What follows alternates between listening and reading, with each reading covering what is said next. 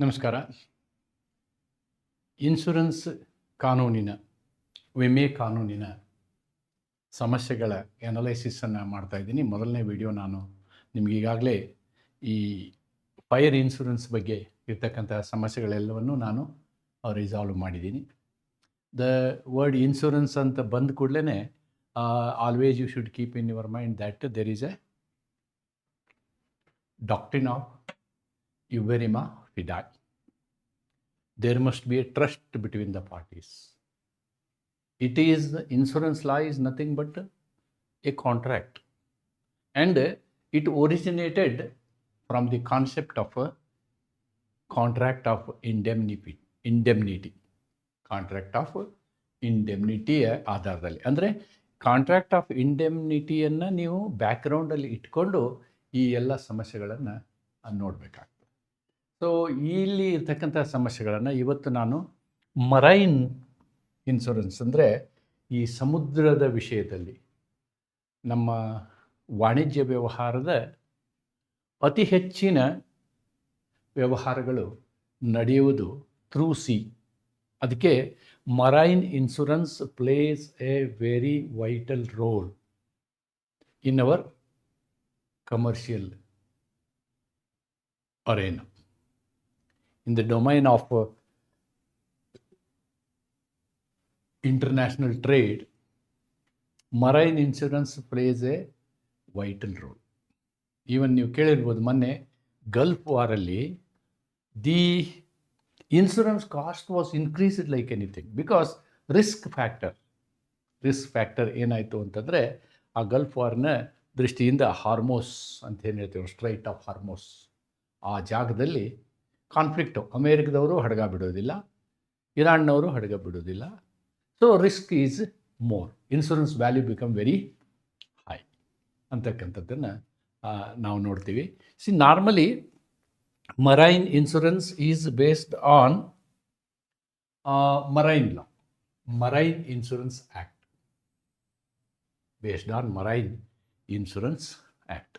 And in that so many factors are written. ನಾನು ಸಂಬಂಧಪಟ್ಟಂತಹ ಸೆಕ್ಷನ್ಗಳನ್ನು ಇಲ್ಲಿ ಕಾಪಿ ಮಾಡಿದ್ದೀನಿ ನಿಮಗೆ, ಯಾಕಂದರೆ ಕಾನ್ಸೆಪ್ಟನ್ನು ನಿಮಗೆ ಎಕ್ಸ್ಪ್ಲೇನ್ ಮಾಡಬೇಕಾಗುತ್ತೆ, ನಾನು ಅದಕ್ಕೋಸ್ಕರ ಮಾಡಿದ್ದೀನಿ. ಆದರೆ ಇದರ ಎಕ್ಸಾಕ್ಟನ್ನು ನೀವು ಪರೀಕ್ಷೆಯಲ್ಲಿ ಬರೀಬೇಕು ಅಂತೇನಿಲ್ಲ. ಯಾವ ರೀತಿ ಬರೆಯೋದು ಅನ್ನೋದನ್ನು ನಾವು ಆಮೇಲೆ ನೋಡೋಣ. ಒಂದೊಂದಾಗಿ ಪ್ರಾಬ್ಲಮ್ಗಳನ್ನು ಸಾಲ್ವ್ ಮಾಡೋಣ.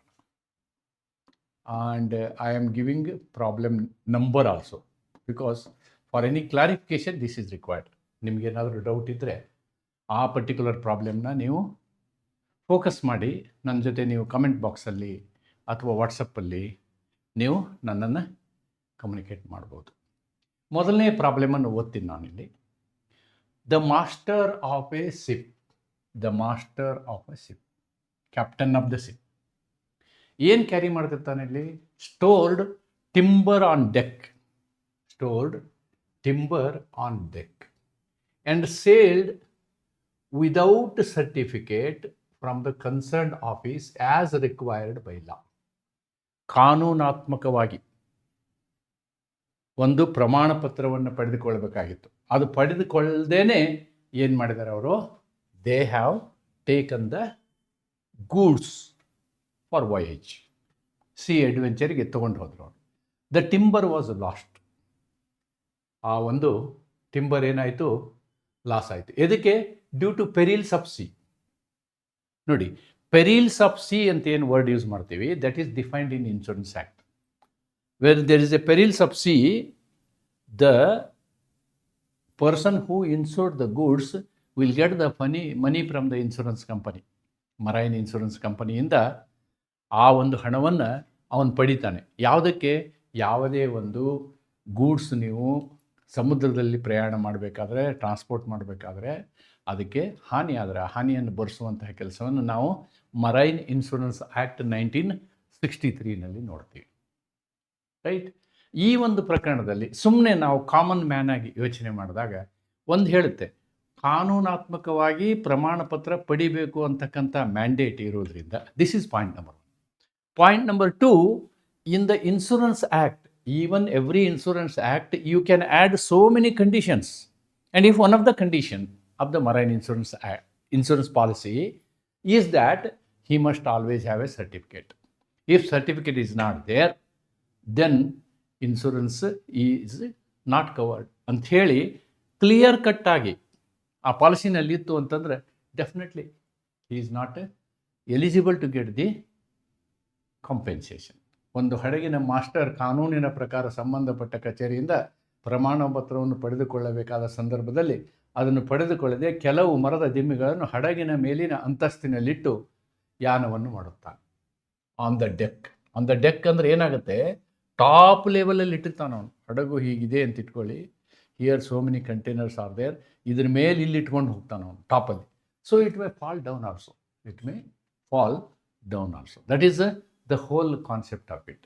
ಈ ಒಂದು ಕಾನ್ಸೆಪ್ಟಿಗೆ ನಾವು ಹೋಗೋದಕ್ಕಿಂತ ಮೊದಲು ಇವುಗಳನ್ನು ತಿಳ್ಕೊಳ್ಳೋದು ಒಳ್ಳೆಯದು. First thing we should understand this thing, seaworthiness of the ship ಅಂತ ಹೇಳ್ತಾರೆ, ಸೆಕ್ಷನ್ 41. ನಾನು ಇನ್ನೂ ಪ್ರಾಬ್ಲಮ್ಗೆ ಬರ್ತಾ ಇಲ್ಲ, don't get confused. I am not coming to the problem at all. I am trying to give you certain basic ideas.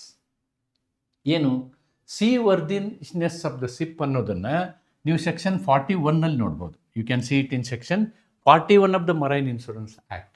ಇಲ್ಲಿ ಅದರ ಭಾವಾರ್ಥವನ್ನು ನಾವು ಹೇಳೋದಾದರೆ, in a voyage policy there is implied warranty of voyage. If the ship is not seaworthy, then insurer will not pay insurance at the beginning of the voyage. ಒಮ್ಮೆ ಸಮುದ್ರ ಪ್ರಯಾಣವನ್ನು ಪ್ರಾರಂಭ ಮಾಡುವ ಮೊದಲು ಆ ಒಂದು ಹಡಗು ಸಮುದ್ರದಲ್ಲಿ ಪ್ರಯಾಣಿಸಲು ಯೋಗ್ಯವಾಗಿದೆಯೇ ಎನ್ನುವ ಪ್ರಶ್ನೆಯನ್ನು ಪರೀಕ್ಷೆ ಮಾಡಲಾಗುತ್ತದೆ. ಅದು ಯೋಗ್ಯವಾಗಿದೆ ಅಂತಾದರೆ naturally section 43 is covered. Naturally, section 43 is. The insurer may avoid liability even if the loss is unrelated to the unworthiness of the ship. Sea peril ಆದಾಗ್ಯೂ, ಆಮೇಲೆ ಸಿ ಅನ್ವರ್ದಿ ಇಲ್ಲ ಅಂದಾಗೂ, ಆ ರೀತಿಯಾದಂಥ ಸಿ ವರ್ದಿನೆಸ್ನ ಟೆಸ್ಟ್ ಆಗಿಲ್ಲ ಅಂತಂದರೆ ಸಾಮಾನ್ಯವಾಗಿ ಏನಾಗುತ್ತೆ, ಇನ್ಶೂರರು ನಾನು ಇನ್ಶೂರೆನ್ಸ್ ಕೊಡೋದಿಲ್ಲ ಅಂತ ಹೇಳ್ಬೋದು ಅನ್ನೋದನ್ನು ನಾವು ಸಿ ವರ್ದಿನೆಸ್ ಆಫ್ ದ ಸಿಪ್ಪಲ್ಲಿ ನೋಡ್ತೀವಿ. ಸಿ ವರ್ದಿನೆಸ್ ಆಫ್ ದ ಸಿಪ್ನ ಕಂಪ್ಲೀಟ್ ಕಾನೂನನ್ನು ಇಲ್ಲಿ ರೀಪ್ರೊಡ್ಯೂಸ್ ಮಾಡಿದ್ದೀನಿ.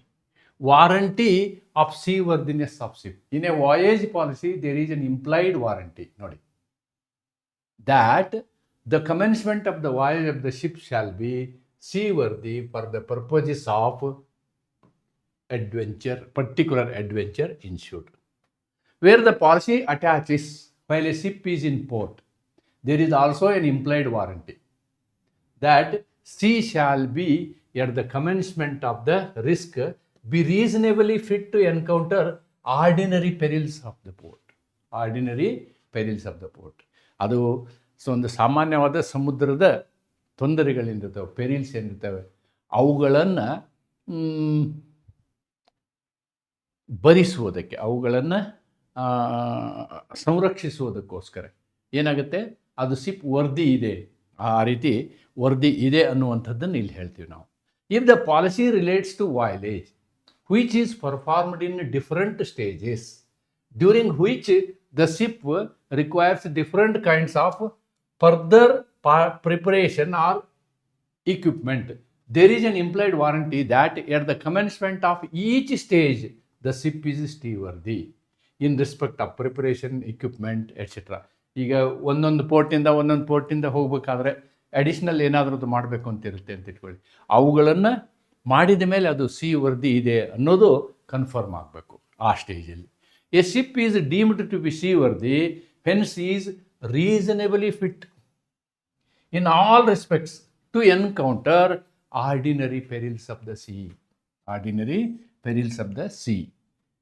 Okay, of the adventure insured. ನೀವೇನು ಮಟೀರಿಯಲ್ ಬಗ್ಗೆ ಇನ್ಶೂರೆನ್ಸ್ ಕೊಟ್ಟಿರ್ತೀರಿ, ಆ ಇನ್ಶೂರೆನ್ಸ್ಗೆ ಸಂಬಂಧಪಟ್ಟಂತೆ ಸಾಮಾನ್ಯವಾದಂಥ ಸಮುದ್ರದ ಅಡೆತಡೆಗಳನ್ನು ಅದು ಸಹಿಸುವಂಥ ಶಕ್ತಿಯನ್ನು ಹೊಂದಿರಬೇಕು. In a time policy there is no implied warranty that the ship shall be seaworthy at any stage of the adventure, but where with the privity of the assured the ship is sent to a sea in an unworthy state the insurer is not liable. ನೋಡಿ, normal ಏನಾಗುತ್ತೆ ಅಂದರೆ at the time of commencement of the sea voyage, ಸಮುದ್ರಯಾನವನ್ನು ಪ್ರಾರಂಭ ಮಾಡುವ ಸಂದರ್ಭದಲ್ಲಿ ಒಂದು ಹಡಗು ಏನಾಗಿರಬೇಕು, ಸಮುದ್ರದಲ್ಲಿ ಪ್ರಯಾಣಿಸಲು ಸಾಮಾನ್ಯವಾಗಿ ರೀಸನೇಬಲಿ ಏನಿರಬೇಕದು, ಯೋಗ್ಯವಾಗಿರಬೇಕು ಅನ್ನೋದನ್ನು section 41 of the marine act ಹೇಳುತ್ತೆ. Marine act tells this. So ಇದನ್ನು ನೀವು ನಿಮ್ಮ ತಲೆಯಲ್ಲಿ ಇಟ್ಕೋಬೇಕು. ಪ್ರಾಬ್ಲಮ್ ಸಾಲ್ವ್ ಮಾಡ್ಬೇಕಂದ್ರೆ ಈ ಕಾನ್ಸೆಪ್ಟ್ ತಲೆಯಲ್ಲಿ ಇಟ್ಕೋಬೇಕು. This is point number 1. Then coming back to this point, warranty of legality. There is an implied warranty. ನೋಡಿ, ಅಲ್ಲಿನೂ ಇಂಪ್ಲಾಯ್ಡ್ ವಾರಂಟಿ ಶಬ್ದವನ್ನು ಯೂಸ್ ಮಾಡಿದ್ದಾರೆ. That adventure insured is lawful. Actually this point is related to this problem. ನೋಡಿ, ನಿಮಗೆ ಹೇಳಲೇಬೇಕಂತೇನಿಲ್ಲ, ಅದು ಕಾನೂನು ಪ್ರಕಾರ ಇರಬೇಕು, ಕಾನೂನು ಬಾಹಿರ ಇರಬೇಕು ಅನ್ನುವಂಥದ್ದನ್ನು ಹೇಳಲೇಬೇಕಾಗಿಲ್ಲ. ಒಮ್ಮೆ ನೀವು ಹಡಗಿನಲ್ಲಿ ಒಂದು ವಸ್ತುವನ್ನು ನೀವು ವರ್ಗಾವಣೆ ಮಾಡ್ತೀರಿ ಅಂತಂದರೆ ಪ್ರಪ್ರಥಮ ನಿಮ್ಮ ಕಂಡೀಷನ್ ಏನಿರಬೇಕು, ಅದು ಕಾನೂನಾತ್ಮಕವಾಗಿರಬೇಕು. ಸಿ ಅಡ್ವೆಂಚರ್ ಏನಿರಬೇಕು, the sea adventure should be lawful. The sea adventure should be lawful. Now I will write the answer for this. The answer for this. One point I will write. First point. Solution 1.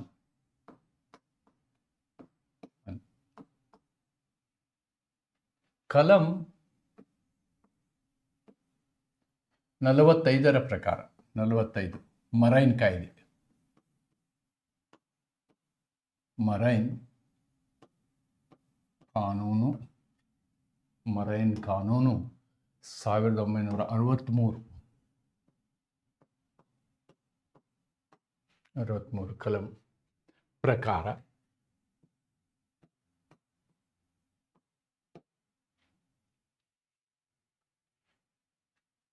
ಸಮುದ್ರದಲ್ಲಿ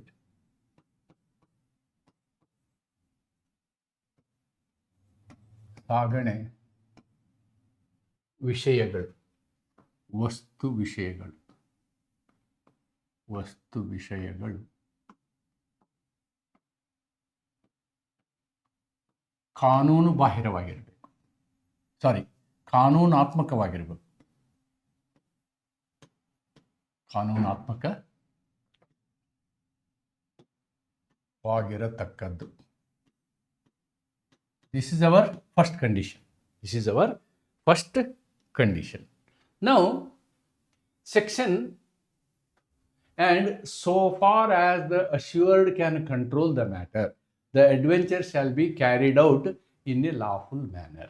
ಅಂದರೆ ಆ ವ್ಯಕ್ತಿ ಇರ್ತಾನಲ್ಲ, who is the captain of the ship, he should take it in a lawful manner. ಅದು ಕೂಡ ಇದೆ, ಇಲ್ಲಿ ನಮಗೆ ಅದು ಅಪ್ಲೈ ಆಗೋದಿಲ್ಲ. Section 5 lawful marine adventure. Section 5 ಏನು ಹೇಳುತ್ತೆ? Section 5 talks about lawful marine adventure subject to the provisions of this act. ಈ ಕಾನೂನಿಗೆ ಅನುಸರಿಸಿಕೊಂಡು every lawful marine adventure may be subject of a contract of marine insurance. Marine ಇನ್ಶೂರೆನ್ಸ್ನ ಕಾಂಟ್ರಾಕ್ಟಿನ ಭಾಗವಾಗಿರಬೇಕದು. ಏಕೆ? Subject to the provisions of this act every lawful marine adventure may be subject of a contract of marine insurance. This must be part in the insurance. So there must be a mention in the insurance. ಎರಡನೇ point ಏನು ಬರಿಬೋದು ನಾವು ಅಂತಂದರೆ,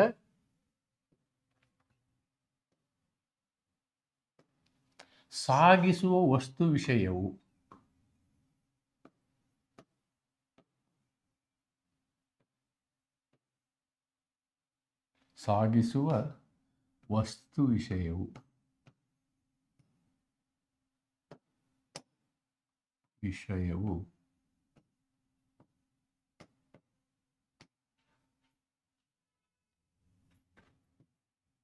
ಪಾಲಿಸಿಯಲ್ಲಿ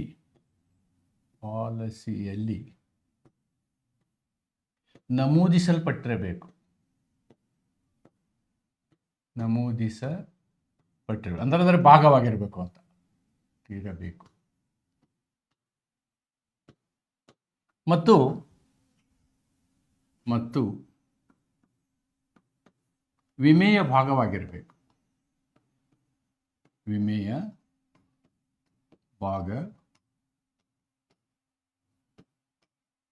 ಭಾಗವಾಗಿರಬೇಕು. This is second condition.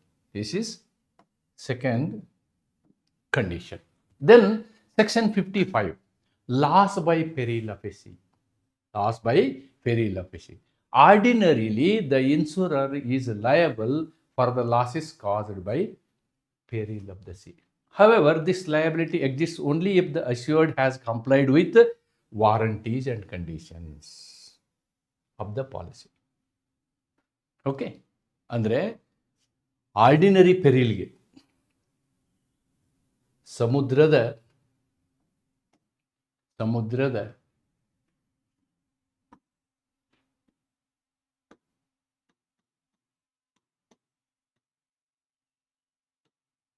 ಸಾಮಾನ್ಯ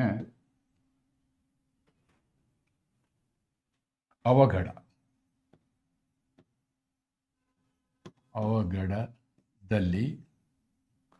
ವಸ್ತುಗಳಿಗೆ ಹಾನಿಯಾದಲ್ಲಿ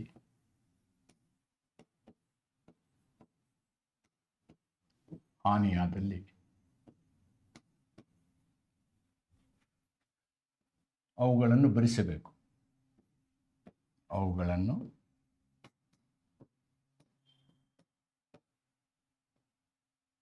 ನಷ್ಟ ಭರಿಸಬೇಕು. ಅವುಗಳ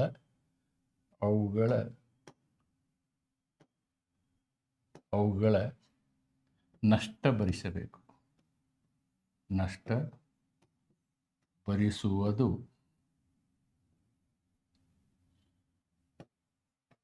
ವಿಮಾದಾರನ ಹೊಣೆಯಾಗಿರುತ್ತದೆ. ವಿಮಾದಾರನ ಕರ್ತವ್ಯ.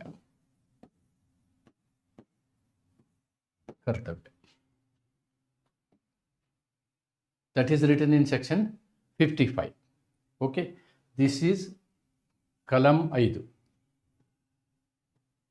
kalam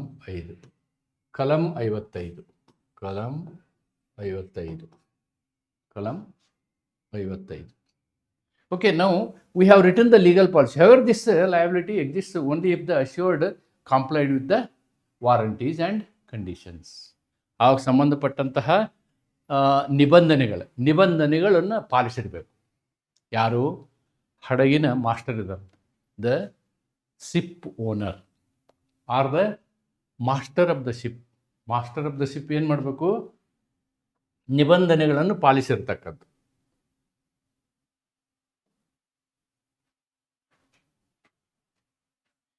ಇಲ್ಲಿ ಶಿಪ್ನ ಹಡಗಿನ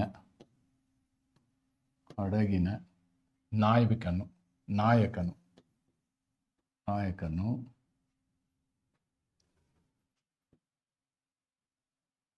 ಅಗತ್ಯ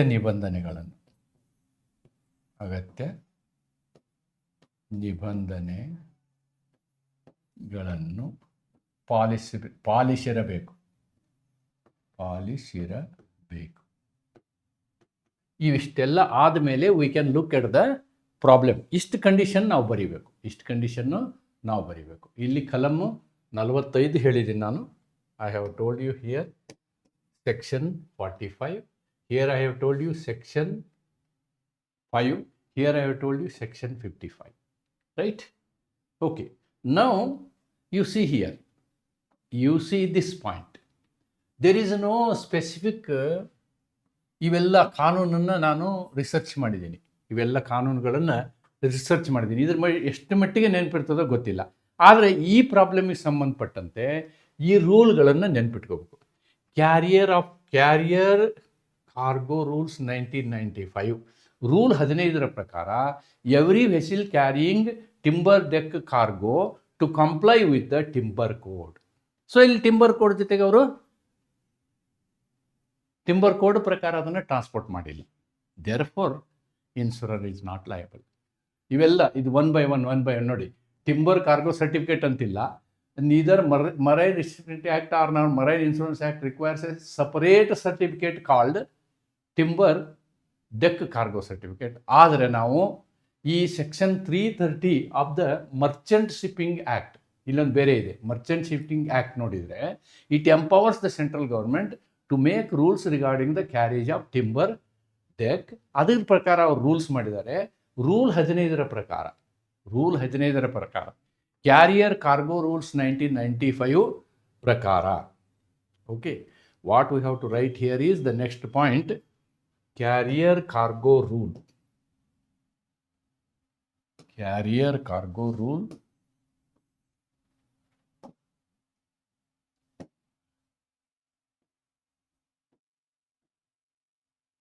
Carrier cargo ನಿಯಮ ಅಲ್ಲ ಅದು. ಓಕೆ, ರೂಲ್ಗೆ ನಾವೇನಂತೀವಿ ಅಂತಂದರೆ ಕಾನೂನು, ನಿಯಮ, ಕಾರ್ಗೋ ನಿಯಮ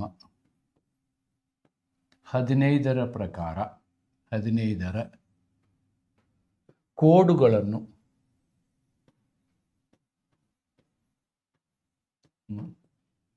ಪಾಲಿಸುವುದು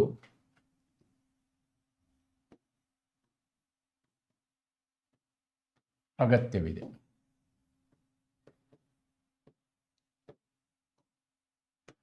ಆದ್ದರಿಂದ ಇಲ್ಲಿ ವಾರಂಟಿ ಮತ್ತು ಗ್ಯಾರಂಟಿಯ ನಿಯಮಗಳು ಪಾಲನೆ ಆಗಿರೋದರಿಂದ ಈ ಇನ್ಶೂರೆನ್ಸು ಸಿಗಲಿಕ್ಕೆ ಸಾಧ್ಯ ಇಲ್ಲ. That is what we have to right.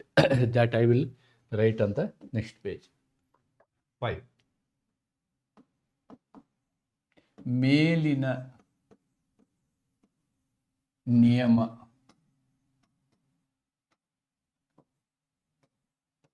ಉಲ್ಲಂಘನೆ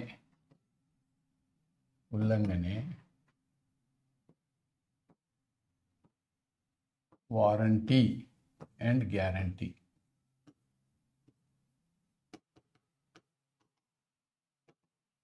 ಉಲ್ಲಂಘನೆಯಾಗಿರೋದ್ರಿಂದ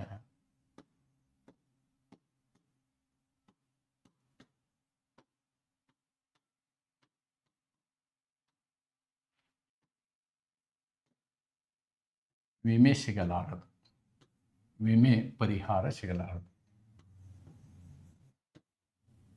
ದೊರೆಯುವುದಿಲ್ಲ.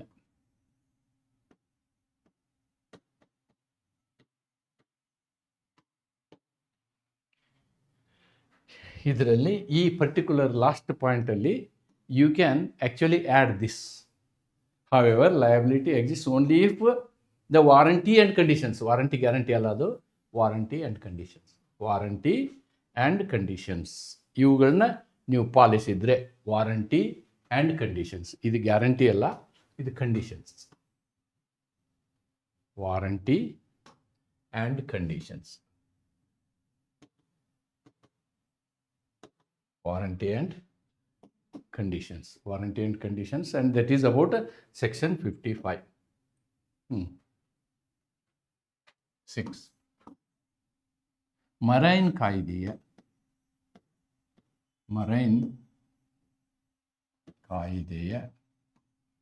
ಕಲಂ 55ರ ಉಲ್ಲಂಘನೆ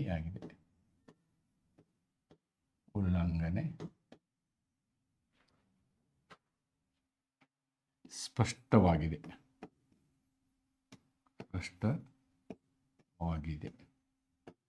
ಎಷ್ಟು ಬರೆದು ಸಾಕು. ಆ್ಯಕ್ಚುಲಿ ಇದನ್ನು ಬರೆದು you can make this as 5, this as 6, ಇದನ್ನು ಮೇಲೆ ಬರೀರಿ, ಇದನ್ನು ಕೆಳಗೆ ಬರೀರಿ. That's the thing I can suggest you.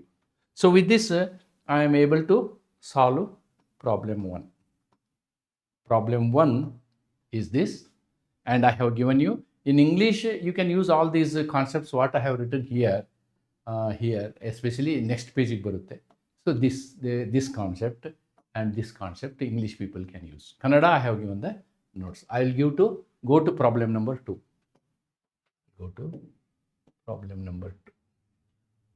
Problem 2.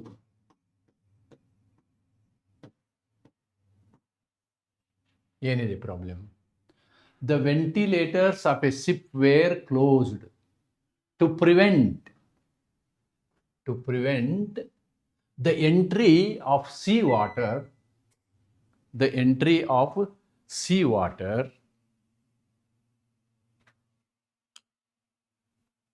and rainfall, and this closing of ventilators damaged the rice due to excessive heat.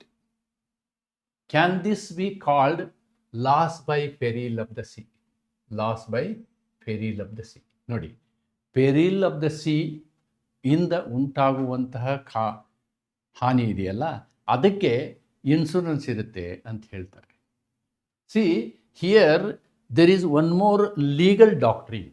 Legal doctrine is used. That is proximity clause ಅಂತ ಹೇಳ್ತಾರೆ ಅದಕ್ಕೆ. It is called as proximity clause. Proximity clause. ಇದನ್ನ ನಾವು fire insurance ಅಲ್ಲಿನೂ use ಮಾಡಿದ್ದೀವಿ. This is used in fire insurance also. Fire insurance also.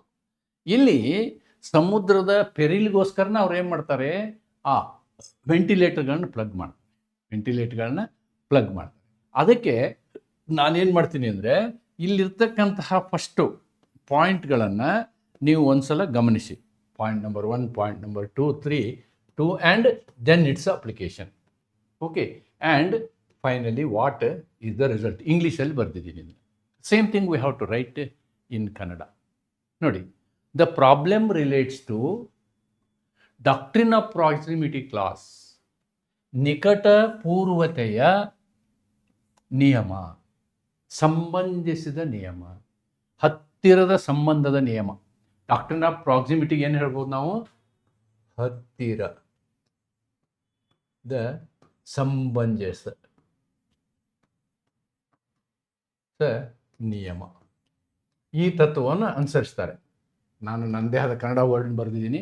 R you can write proximity clause in English, no problem. And meaning of peril of sea. Peril of sea ಅಂದರೆ ಏನು ಅನ್ನೋದನ್ನು ನೀವು ಈ 2 ಸೆಕ್ಷನಲ್ಲಿ ನೋಡ್ತೀರಿ. 55 already ಹೇಳಿದ್ದೀನಿ. Then section 2 ಇವೆರಡನ್ನು ನೋಡ್ತೀವಿ. ಇಲ್ಲಿ ಪೆರಿಲ್ ಆಫ್ ದ ಸಿ ಏನು ಹೇಳುತ್ತೆ? As fortuitous accidents or casualties of the sea. Under the section 55(1) the insurance is liable only when the proximate cause of the loss is insured peril. ಆ ಪೆರಿಲ್ನಿಂದ ಉಂಟಾದಂಥ ಅತಿ ಹತ್ತಿರದ ಸಮಸ್ಯೆ ಅದು ಆಗಿದ್ದರೆ ಆವಾಗ ಅದು ಏನಾಗುತ್ತೆ? ಕಾಂಪೆನ್ಸೇಷನ್ಗೆ ಎಲಿಜಿಬಲ್ ಆಗುತ್ತೆ. ಅವನಿಗೆ ಹಾನಿ, ನಷ್ಟ ಭರ್ತಿ ಆಗುತ್ತೆ. The ventilators were closed to protect the cargo from the sea water and rain water which is actually sea ಪೆರಿಲ್.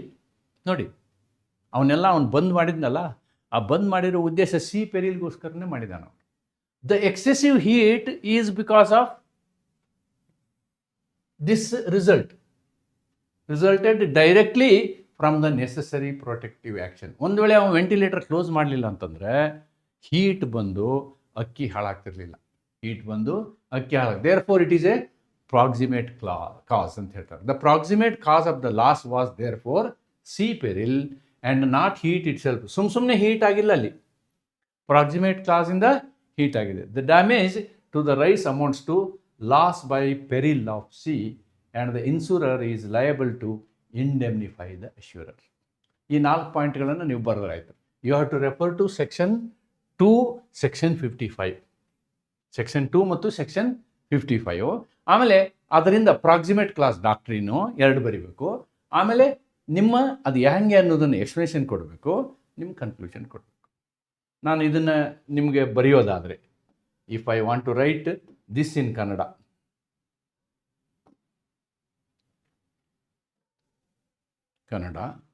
Number 1 solution.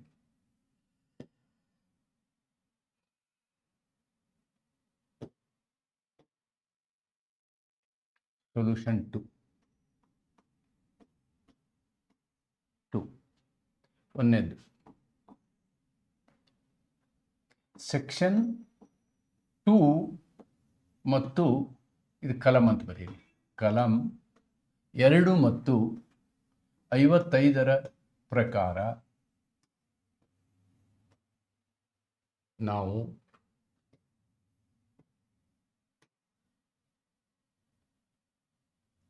C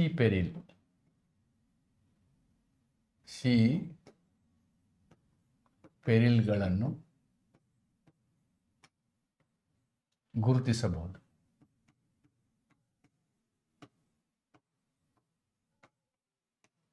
number 2, ಪ್ರಾಕ್ಸಿಮೇಟ್ class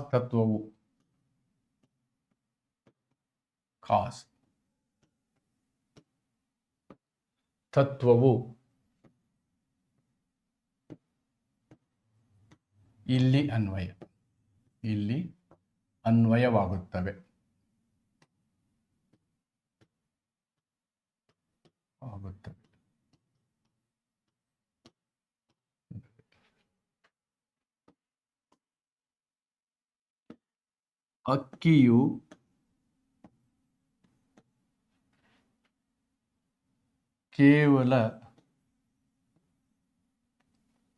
ಅಕ್ಕಿಯು ಹೆಚ್ಚಿನ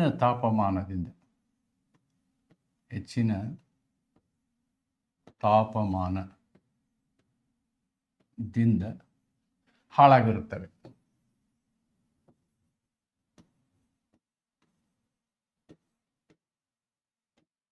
ಆದರೆ ತಾಪಮಾನದ ಹೆಚ್ಚಳಕ್ಕೆ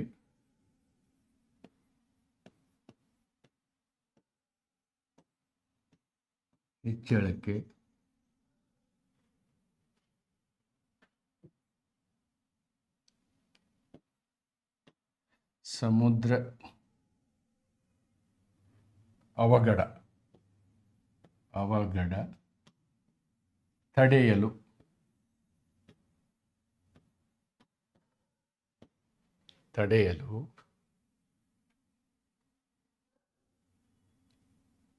ತೂತುಗಳನ್ನು ಅಂದರೆ ವೆಂಟಿಲೇಟರ್ಸ್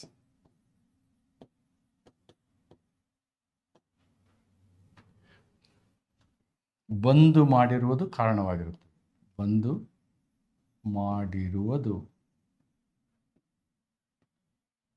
ಹತ್ತಿರದ ಕಾರಣವಾಗಿರುತ್ತದೆ.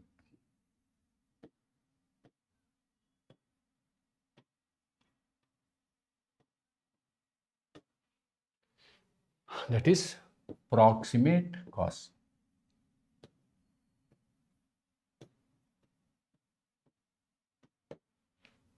ಆದ್ದರಿಂದ ಪರಿಹಾರ ದೊರೆಯುತ್ತದೆ. ಆದ್ದರಿಂದ ವಿಮಾ company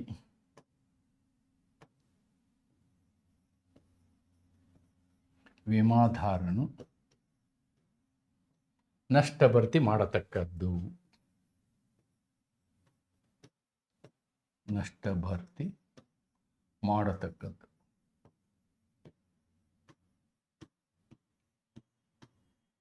That's it. That's the answer. ಕನ್ನಡದಲ್ಲಿ answer ಬರೆಯೋದಾದರೆ these are the things you have to write. Right? Yes, the insurer is entitled to sale proceeds. This is a different problem. Oh, I am sorry. ಇದು ಇಲ್ಲಿ ಬಂದ್ಬಿಡ್ತು. So this has come here. This is okay. Anyhow, I have written here as a solution to. You mark this. This is very important. This is solution to. That is very important. This 2 is very, very important. 3 ಅಲ್ಲ ಇದು. ಇಲ್ಲಿ 3 ಪ್ರಾಬ್ಲಮ್ನ ನಂತರ ಬಂದಿದೆ, ಅದು by mistake. Okay, what I have solved is this problem and next is this problem. This is problem. What is this problem we have solved? Is problem 2. Now we are going to solve problem 3. We are going to solve problem 3. Problem 3. ಏನಿದೆ problem 3 ನೋಡೋಣ. The ship Virat was insured against total loss. What is total loss? Total loss means complete ಶಿಪ್ಗೆ ಇನ್ಶೂರೆನ್ಸ್ ಇರುತ್ತೆ.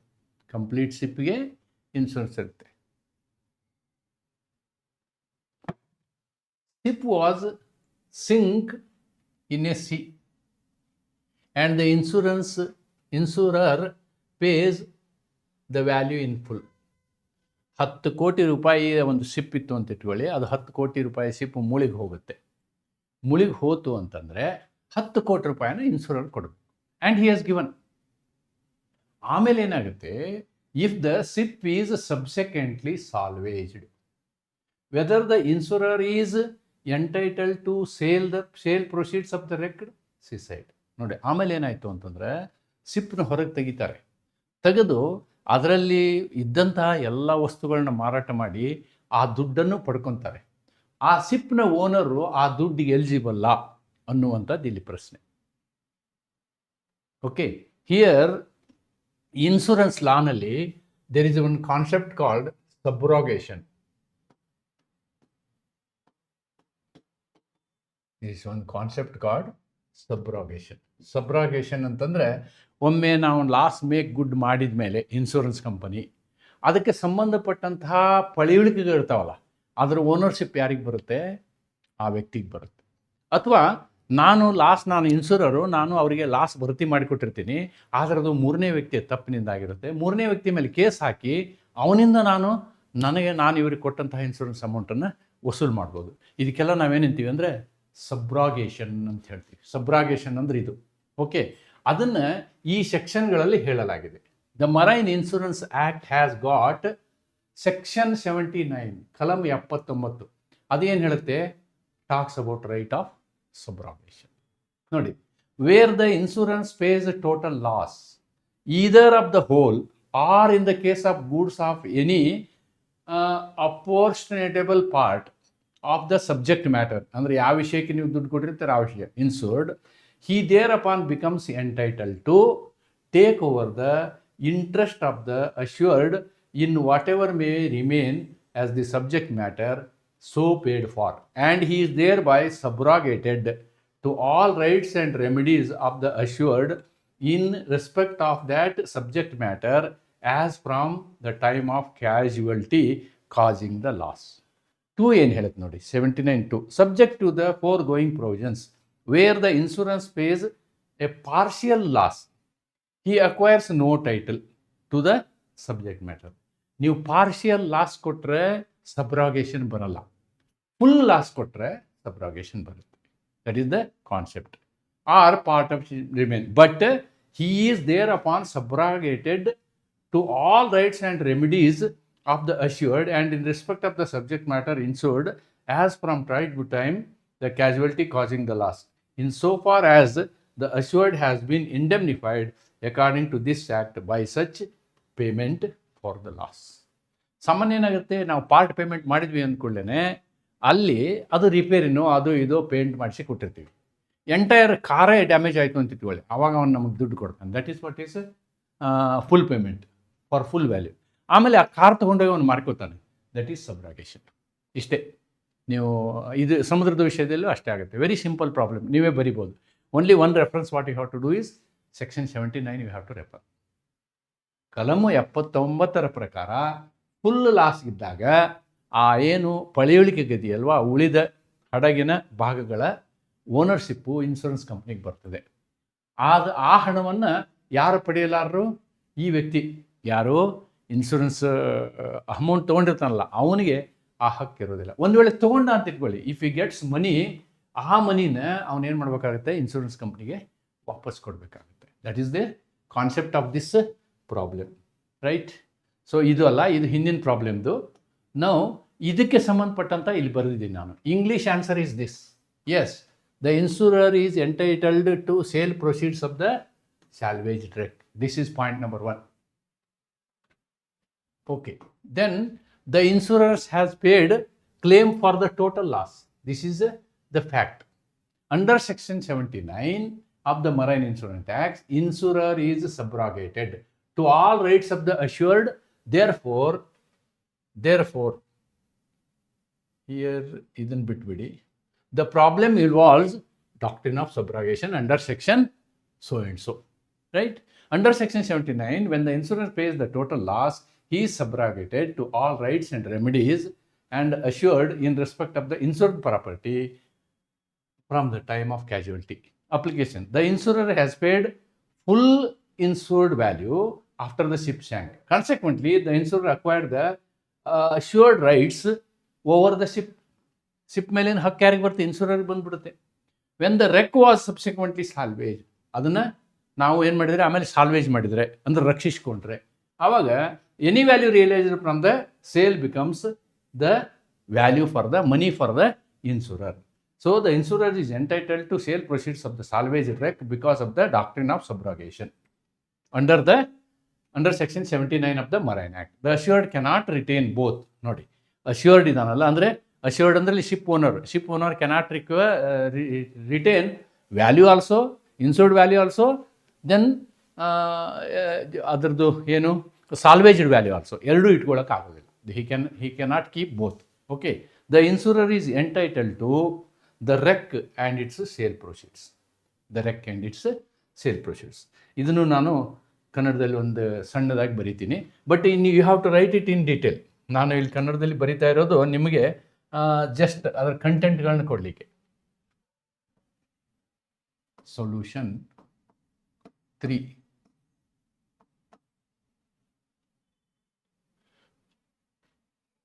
ಇಲ್ಲಿ ವಿಮಾದಾರನು, ವಿಮಾ ಪಡೆದವನು ಹಡಗಿನ ಪೂರ್ಣ ಹಣವನ್ನು ಪಡೆದಿರುತ್ತಾನೆ.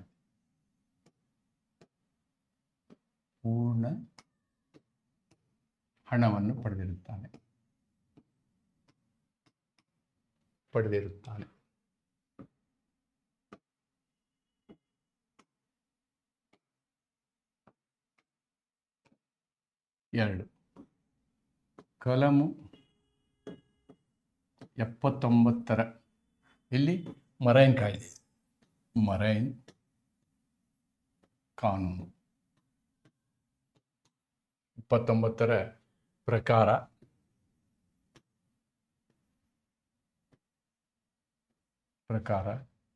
ವಿಮಾ ಕಂಪನಿಯು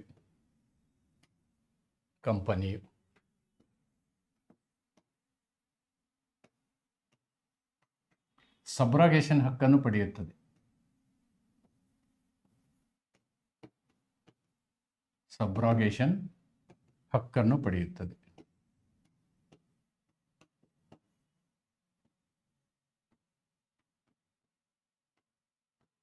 ಆದ್ದರಿಂದ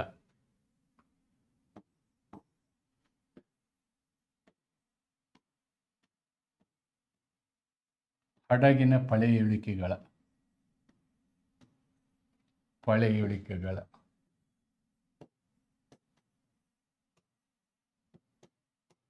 ಮಾಲೀಕತ್ವವು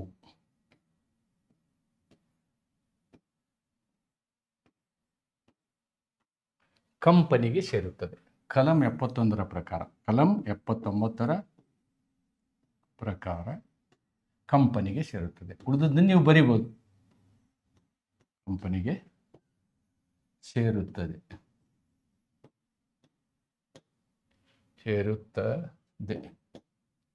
ಇನ್ನೊಂದು ಪಾಯಿಂಟ್ ಬರಿಬೇಕಂದ್ರೆ ನೀವು ವಿಮೆ ಪಡೆದವನು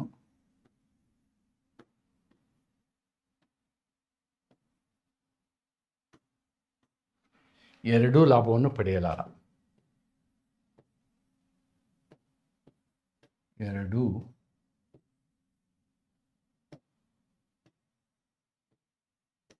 ಲಾಭವನ್ನು ಪಡೆಯಲು ಸಾಧ್ಯವಿಲ್ಲ.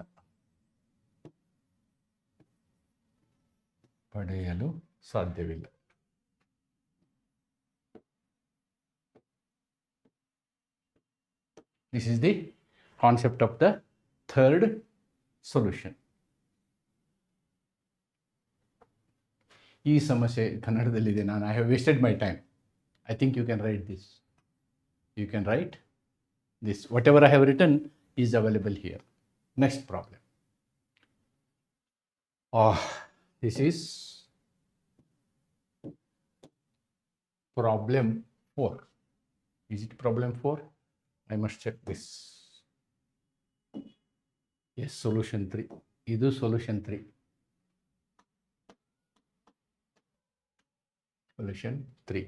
Solution 4. Problem 4. This is Problem 4.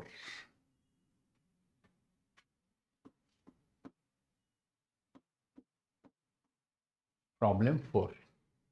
A ship is arrested in England for smuggling activity. ಕಳ್ಳ ಸಾಗಣೆ ಚಟುವಟಿಕೆಗಳಿಗಾಗಿ ಇಂಗ್ಲೆಂಡಿನಲ್ಲಿ ಬಂಧಿಸಲ್ಪಟ್ಟಿತು. ಇದರ ಪರಿಣಾಮದಿಂದ ಆಗುವ ಹಾನಿಗೆ ವಿಮಾಕರ್ತನು ಹೊಣೆಗಾರನೇ. Whether insurer is responsible for this is the question. Insurer is responsible for only this: implied warranty of legality. Smuggle is not legality. Section 41 of the Act provides that there is an implied warranty that the adventure insured is lawful. ಯಾವ ಇನ್ಶೂರೆನ್ಸನ್ನು ನೀವು ಕೊಲೆ ಮಾಡೋಕ್ಕೆ insurance ಮಾಡೋಕ್ಕಾಗಲ್ಲ, ಕಳ್ಳ ಸಾಗಣೆಗೆ insurance ಮಾಡೋಕ್ಕಾಗಲ್ಲ. So far as the assured the control of the matter, it shall be carried out in lawful manner. Every marine insurance policy contains implied promise that the voyage must be lawful. The insured shall not engage in illegal activities, smuggling, piracy, etc. If this warranty is breached, ನೋಡಿ, ಇನ್ಶೂರರ್ is not discharged from liability. ಅವನು ಲಯಬಿಲಿಟಿಯಿಂದ ಮುಕ್ತ ಆಗಿಬಿಡ್ತಾನೆ. Application in this case: the ship was arrested because so and so. The detention of the ship was consequence of unlawful act by implied warranty and legality. ಇದನ್ನು ಎಲ್ಲಿದೆ ನಿಮಗೆ? ಈ ಸೆಕ್ಷನ್ನಲ್ಲಿದೆ. Section 41 applies here. Section 41 ಮೇಲೆ ಇರುವಂತಹ problem ಇದು applies. ಆದ್ದರಿಂದ ಇಲ್ಲಿ ಇನ್ಶೂರರ್ ಏನಾಗ್ತಾನೆ? ಡಿಸ್ಚಾರ್ಜ್ ಆಗ್ತಾನೆ. ಅದನ್ನು ಕನ್ನಡದಲ್ಲಿ ಇಲ್ಲಿ ಬರ್ತೀವಿ. I think this is solution 4. Solution 4. Very simple problem, not much needed. If you refer to section 41 and also is implied warranty of legality, ಇದನ್ನು ನೀವು ಮೆನ್ಷನ್ ಮಾಡಿದರೆ ಸಾಕು. That there ends the matter. Then ಇವೆಲ್ಲ ಅದಕ್ಕೆ ಸಂಬಂಧಪಟ್ಟಂಥ problem. Repeat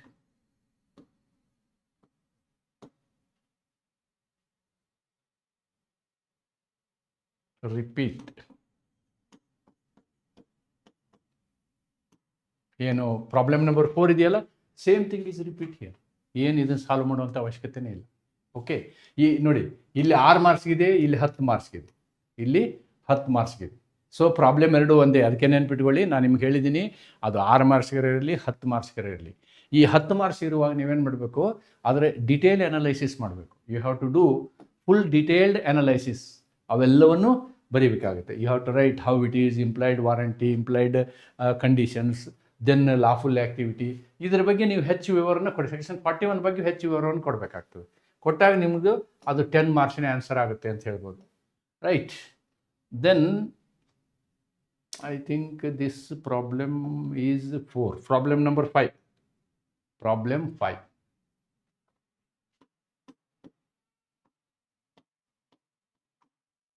problem 5 ಏನು ಹೇಳುತ್ತೆ? Problem 5 ನೋಡೋಣ. A vessel worth 40 crores was insured for 20 crores. Under value. ಇನ್ಶೂರೆನ್ಸ್ನಾಗ ಯಾವಾಗಲೂ ಅಂಡರ್ ವ್ಯಾಲ್ಯೂ ಮಾಡಬಾರ್ದು. ಅಂಡರ್ ವ್ಯಾಲ್ಯೂಯೇಷನ್ ಮಾಡಿ ನೀವು ಫುಲ್ ವ್ಯಾಲ್ಯೂ ಕೊಡಿ ಅಂದರೆ ಯಾರು ಕೊಡಲ್ಲ. ಫುಲ್ ವ್ಯಾಲ್ಯೂ ಕೊಡು ಅಂದರೆ ಯಾರು ಕೊಡಲ್ಲ. Crores with X insurer and for no, it is not under value, X insurer and 10 crores for Y insurer. ಇಲ್ಲಿ ಏನು ಮಾಡಿದೆ ನೀವು? 40 ಕೋಟಿಯ ಒಂದು ವರ್ತ್ ವೆಸಲ್ನ ಒಬ್ಬರ ಹತ್ರ 20 ಕೋಟಿಗೆ ಇನ್ಶೂರ್ ಮಾಡಿದ್ದಾನೆ, ಇನ್ನೊಬ್ಬರ ಹತ್ರ 10 ಕೋಟಿಗೆ ಇನ್ಶೂರೆನ್ಸ್ ಮಾಡಿದ್ದಾನೆ. The ship was damaged due to perils and the damage were to the tune of 9 crores. Okay, 9 ಕೋಟಿ ಅವರಿಗೆ ನಷ್ಟ ಆಗಿದೆ. ಮಲ್ಟಿಪಲ್ ಇನ್ಶೂರೆನ್ಸ್ ಇದ್ದಾಗ ಎರಡೂ ಇನ್ಶೂರೆನ್ಸ್ನವರು ಲಯಬಲ್ ಆಗ್ತಾರೆ. But this is not on under valuation. First let me remove this. This is not there. Not under valuation. It is pro rata. Multiple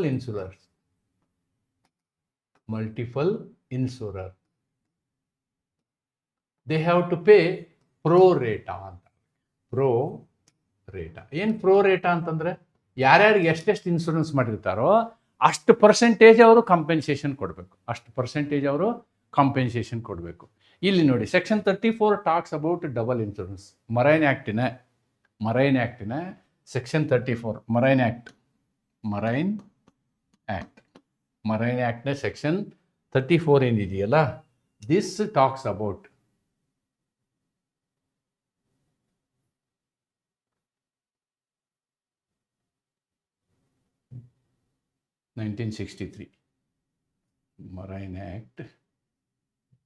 Marine Act 1963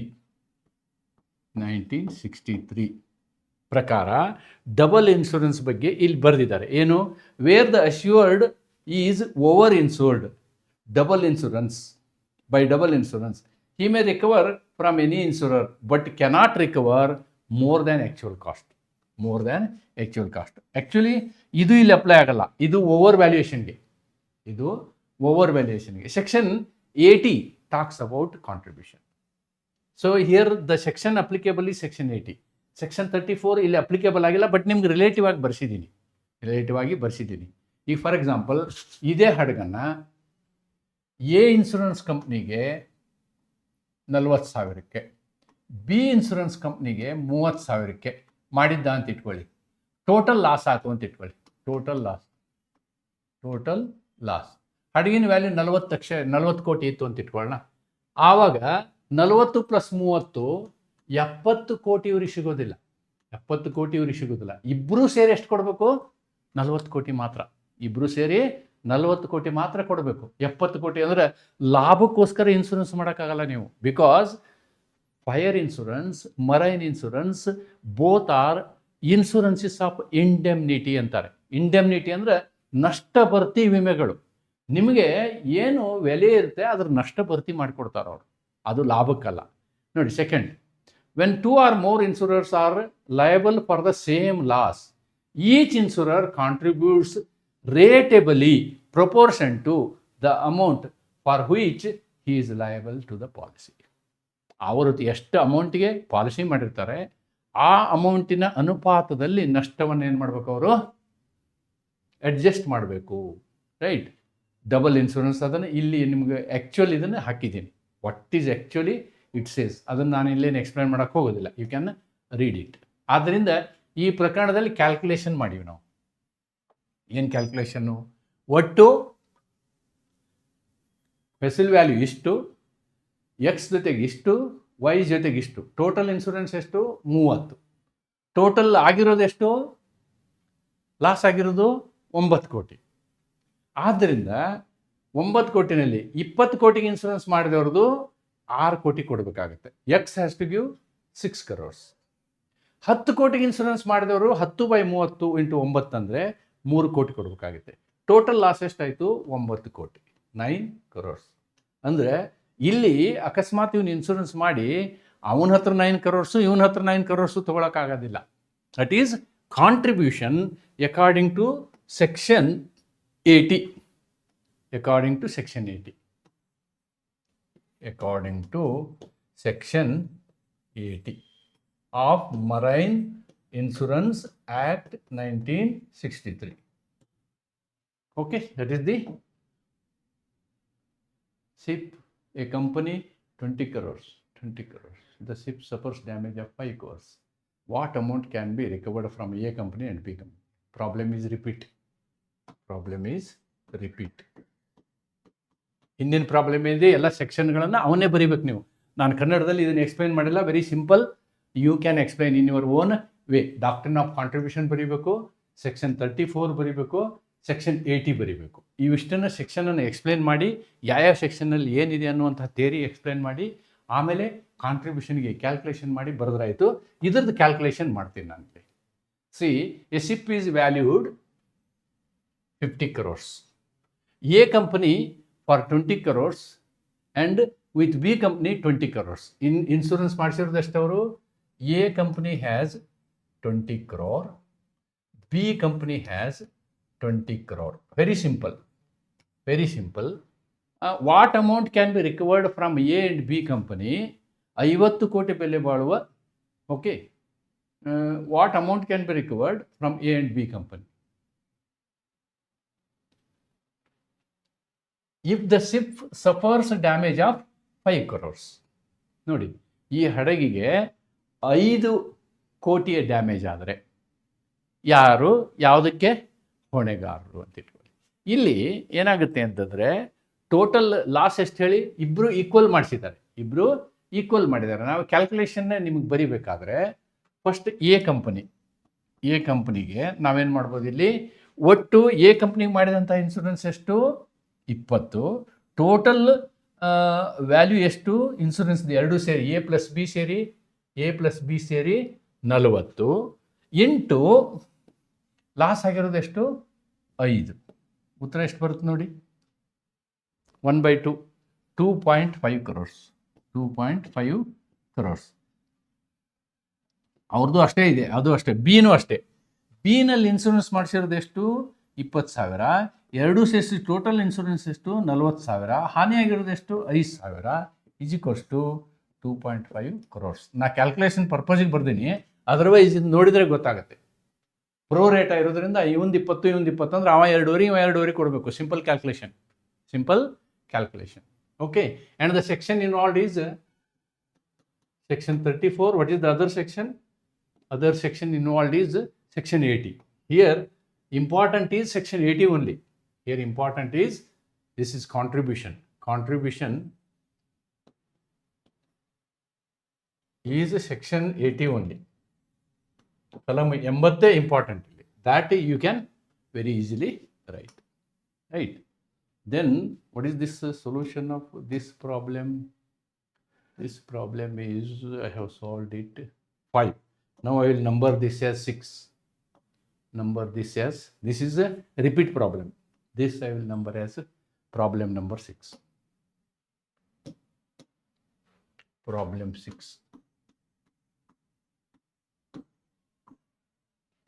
6. The crew of the ship forced the master to take back the ship to home port due to fear of attack by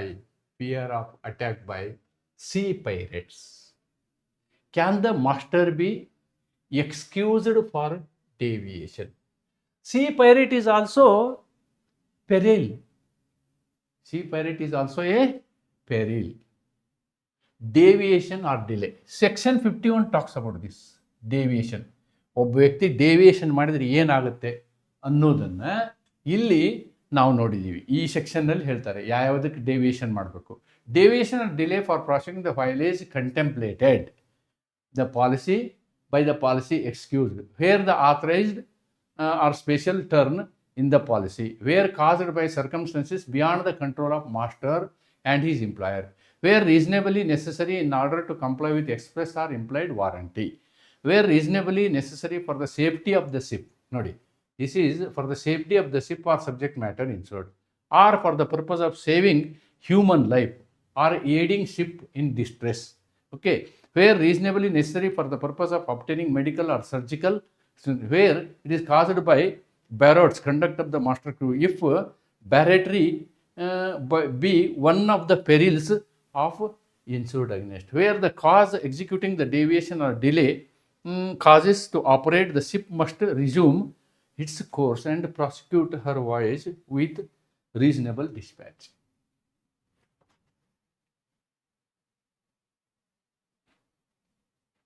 Okay, so here there is a case also, the Tushonia case. You have to refer to that case. And here I have given the answers. Application to the present problem. The crew feared of sea pirate. They compelled this is a fact I have written. See, policy is recognized as marine peril. If the fear of pirate attack is genuine, reasonable, and returning home is covered under section 51 as a peril. Okay, taken safety of the ship cargo crew, such a deviation falls within section 51. ಆ section 51 ನಾನು ಇಲ್ಲಿ ನಿಮಗೆ explain ಮಾಡಿದ್ದೀನಿ. 51 ಇಲ್ಲಿದೆ ನೋಡಿ, safety of the ship, subject matter. Pirates ಏನು ಮಾಡ್ತಾರೆ, smuggle ಮಾಡ್ಕೊಂಡು ಹೋಗ್ತಾರೆ, ಇಲ್ಲ ಸಾಯಿಸ್ತಾರೆ. ಸೊ ಇವೆರಡೂ ಅಪ್ಲೈ ಆಗುತ್ತೆ. Both these 51D and E will apply here. ಆದ್ದರಿಂದ ಅದು ಪೆರಿಲ್ ಅಂತ ಕನ್ಸಿಡರ್ ಮಾಡ್ಬೋದು ನಾವು. Therefore the insurance cannot avoid merely because the ship deviated from its intended voyage. The master can be excused, okay, for deviation, and he cannot be put under risk. That is the concept of this problem. ಅದನ್ನು ಕನ್ನಡದಲ್ಲಿ ಬರೆದೆ ನೋಡಿ. ಹಡಗಿನ ಸಿಬ್ಬಂದಿಗೆ ಸಮುದ್ರ ಕಳ್ಳರ ದಾಳಿಯ ಭಯ ಉಂಟಾಯಿತು. ಮಾಸ್ಟರ್ ಹಡಗಿನ ಬಂದನು ಸ್ವತಂತ್ರ ಹಿಂತಿರುಗುವಂತೆ ಒತ್ತಾಯ ಮಾಡಿದನು. ಹಡಗು ನಿಗದಿತ ಮಾರ್ಗದಿಂದ ವಿಚಲನವಾಯಿತು. Normally deviation is not permitted, okay, but ಈ ರೀತಿ ಸಮಸ್ಯೆ ಇದ್ದಾಗ ಡೇವಿಯೇಷನ್ನ ಪರ್ಮಿಟ್ ಮಾಡ್ತಾರೆ. ಇದು ಕೂಡ ಒಂದು ಸಮುದ್ರದ ಪೆರಿಲ್ ಅಂತ ಹೇಳಿ ನಾವು ಕನ್ಸಿಡರ್ ಮಾಡಿದ್ದೀವಿ, ಮತ್ತು ಅದು ನಿಜ ಆಗಿರ್ಬೇಕಂತಕ್ಕಂಥದ್ದು ಒಂದು ಕಂಡೀಷನ್. ಆದ್ದರಿಂದ ಅವನಿಗೆ ಈ ಒಂದು ವಿನಾಯಿತಿ ಸಿಗ್ತದೆ. Right, I think I have covered all the problems. Okay, covered all the problems. So this is our last problem. Totally we have solved 6 problems. 6 problems we have so far solved. This information is more than sufficient to attack Marine Insurance Act. Marine Insurance Act ಗೆ ಸಂಬಂಧಪಟ್ಟಂತಹ ಸಮಸ್ಯೆಗಳನ್ನು ಬಿಡಿಸುವಲ್ಲಿ ನೀವು ಇದನ್ನು ನೋಡ್ಬೋದು. Marine insurance ಆ್ಯಕ್ಟಲ್ಲಿ 2 concept ಭಾಳ important. ಒಂದು seaworthiness, ಇನ್ನೊಂದು warranties and conditions. Warranties and conditions, seaworthiness ತಿಳ್ಕೊಂಡ್ರೆ ಉಳಿದದ್ದೆಲ್ಲ ಜನರಲ್ ಪ್ರಿನ್ಸಿಪಲ್ ಆಫ್ ಇನ್ಶೂರೆನ್ಸ್. ಯಾವುದೇ ಇನ್ಶೂರೆನ್ಸ್ ಇರಲಿ, ಮೋರ್ ದ್ಯಾನ್ ಒನ್ ಇನ್ಶೂರೆನ್ಸ್ ಇದ್ದರೆ ಕಾಂಟ್ರಿಬ್ಯೂಷನ್ ಇರುತ್ತೆ ಅಂತಕ್ಕಂಥದ್ದು ಇಟ್ ಇಸ್ ಜನರಲ್ ಪಾಲಿಸಿ. ಆದ್ದರಿಂದ this will help you in solving the marine insurance problems. ಇನ್ನೇನು ಉಳಿದಿರುವಂತಹ ಇನ್ನೂ ಸಮಸ್ಯೆಗಳಿದ್ದಾವೆ. They may be about life insurance, they may be about motor vehicle act or motor vehicle insurance or any other miscellaneous. ಅವುಗಳನ್ನೊಳಗೊಂಡಂತೆ ಇನ್ನೊಂದು ಕೊನೆಯ ವಿಡಿಯೋನ ನಿಮ್ಗೆ ಅತಿ ಶೀಘ್ರದಲ್ಲಿ 1-2 ದಿನದಲ್ಲಿ ಅದನ್ನು ನಿಮ್ಮ ಮುಂದೆ ತರ್ತೀನಿ ಅಂತ ಹೇಳ್ತಾ ಇವತ್ತಿನ ಈ ಒಂದು ವಿಡಿಯೋನ ಮುಕ್ತಾಯಗೊಳಿಸ್ತೀನಿ. ಇದನ್ನು ಮುಕ್ತಾಯಗೊಳಿಸೋಕ್ಕಿಂತ ಮೊದಲು ನಿಮಗೊಂದು ಶುಭ ಸಮಾಚಾರವನ್ನು ಏನು ಕೊಡಬೇಕು ಅಂತಂದರೆ, ನನ್ನ ಈ ಯೂಟ್ಯೂಬ್ ಚಾನಲ್ ಪ್ರಾರಂಭ ಆಗಿ 2 ವರ್ಷ ಆಗಿದೆ. ಈ 2 ವರ್ಷದಲ್ಲಿ ನಾವು ಯಾವುದೇ ಪ್ರಚಾರವನ್ನು ಮಾಡಿಲ್ಲ. ನನ್ನ ಒಂದು ಉದ್ದೇಶ ಇದ್ದದ್ದು ಕನ್ನಡ ಮಾಧ್ಯಮದ ವಿದ್ಯಾರ್ಥಿಗಳಿಗೆ ಕಾನೂನಿಗೆ ಸಂಬಂಧಪಟ್ಟಂತಹ ನನ್ನಲ್ಲಿರತಕ್ಕಂತಹ ಜ್ಞಾನವನ್ನು ಹಂಚಿಕೊಳ್ಳುವಂತಹ ಉದ್ದೇಶದಿಂದ ನಾನು ಮಾಡಿದಂತಹ ಚಾನಲ್ಲು ಇವತ್ತು 10,000 ಚಂದಾದಾರರನ್ನು ಮುಟ್ಟುವ ದಿಕ್ಕಿನಲ್ಲಿ ನಾವು ಹೋಗ್ತಾ ಇದ್ದೀವಿ ಅಂತಕ್ಕಂಥ ಒಂದು ಸಮಾಚಾರವನ್ನು ನಿಮ್ಮ ಮುಂದೆ ತರ್ತಾ, ನನ್ನ ಈ ವಿಡಿಯೋಗಳ ಬಗ್ಗೆ ನಿಮ್ಮ ಅನಿಸಿಕೆಗಳನ್ನು ಕಮೆಂಟ್ ಬಾಕ್ಸ್ಗಳಲ್ಲಿ ದಯವಿಟ್ಟು ಹಾಕಿ ಮತ್ತು ವಿಡಿಯೋನ ಲೈಕ್ ಮಾಡಿ. 9,800 ಜನರು ಚಂದಾದಾರರಾಗಿದ್ದಾರೆ ಅಂದರೆ ಇದು ಜನರಿಗೆ ಉಪಯೋಗ ಆಗಿದೆ ಅಂಥೇಳಿ ನನ್ನ ಭಾವನೆ. ಅದು ಸರಿಯೋ ತಪ್ಪು ಅನ್ನೋದನ್ನು ನೀವು ಈ ಒಂದು ಕಮೆಂಟ್ಸ್ ಮೂಲಕ ಹೇಳಬೇಕು ಅಂಥೇಳಿ ಇವತ್ತಿನ ಈ ಪಾಠವನ್ನು ಇಲ್ಲಿ ಮುಗಿಸ್ತೀನಿ. ನಮಸ್ಕಾರ. ಜೈ ಹಿಂದ್.